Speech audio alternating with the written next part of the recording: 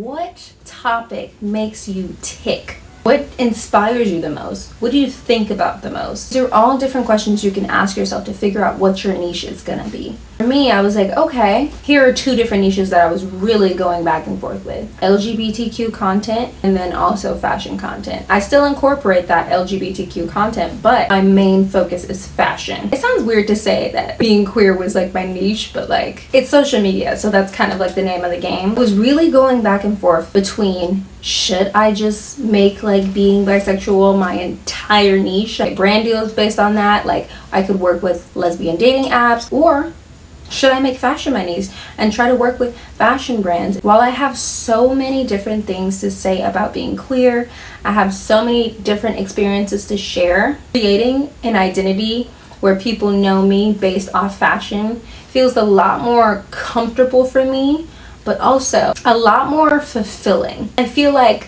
I absolutely love sharing my relatable queer content and stuff, and I love seeing that so much of my community now is also queer, which I absolutely adore. But I soon realized when I was just posting a bunch of queer content back to back to back, and I kept only growing followers who wanted to follow me for queer content, I quickly realized how unfulfilling that was. And then I actually do want people to know me for my style. It really all comes down to when people say your name, when people bring up your Instagram, what do you want them to know you for? What do you want someone to turn to their friend at dinner and say, hey, did you check out Kayla Nafara on Instagram? She has the best outfits.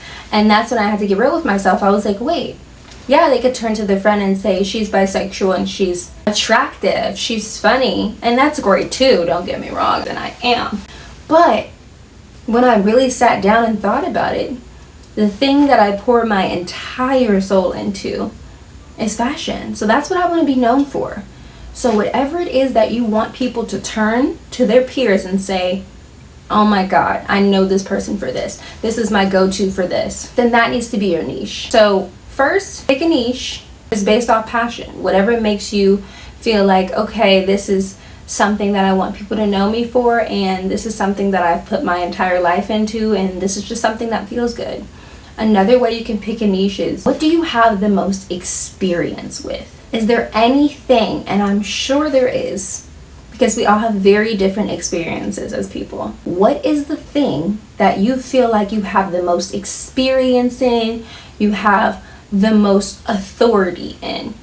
Because people will want to learn from you. So if you're someone who is queer and you've been out for 5 years, I don't know, or even a year, 1 year, some people aren't even out yet.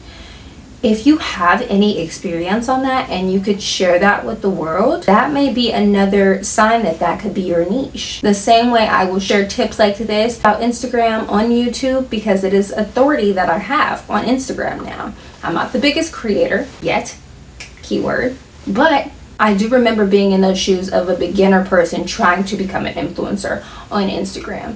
So if you have some authority in a niche, run with that. That could be your niche. If you have any sort of knowledge or experience or authority in a specific topic, please run with that.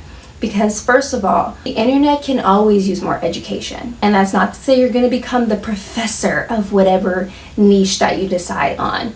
But if you could just help one person and let them know that you've already been through what they're currently experiencing, it makes a world of a difference. If it weren't for everyone that was already on YouTube telling me this is how you can grow your channel, this is how you can grow your Instagram, this is how you can become an influencer, this is how you can work with brands, I would not be able to even make this video right now. So the more you can teach somebody about something, the better. The third way you can pick your niche, now this one's it sounds a little counterintuitive to what I've said before, but honestly, just start posting stuff.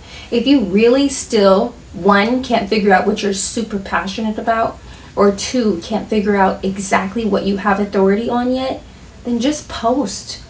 Just post and see what hits, see what makes you feel good. See what feels good when you create it. See what your audience responds to. Not only what your audience responds to, but make sure that's something you can continue to recreate. It doesn't need to be the exact same type of video, but you have to understand that once you start to post a certain topic over and over again, your audience will begin expecting that from you.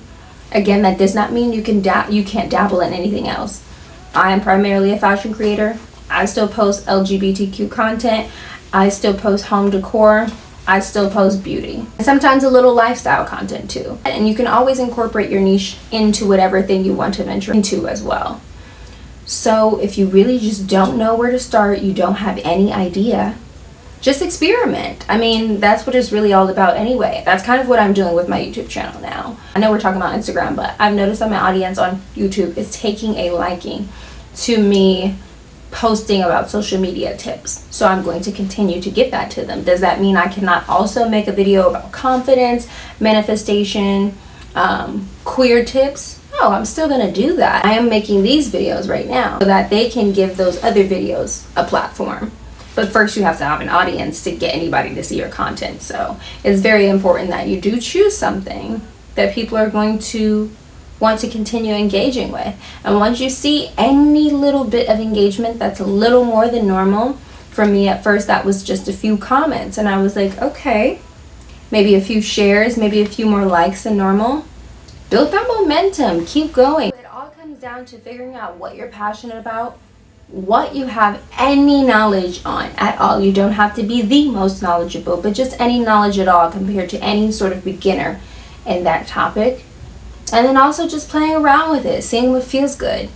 Instagram doesn't have to be taken so seriously, guys. And I know that's very hard for me to say, or for you to hear from me, someone who is seemingly doing very well. And I will say that, you know, it is doing well. I am growing. But you have to understand the reason I started growing was because I stopped trying to make everything so like robotic, analytical. That doesn't mean that I don't look at my stats and stuff to see what kind of content people are enjoying, but your niche should be the one thing that you're doing from your soul. Like if not anything else, you should be talking about something that makes you tick, that makes you feel good, that makes you feel like you're inspiring people, that makes you feel like you're helping, you're being of service.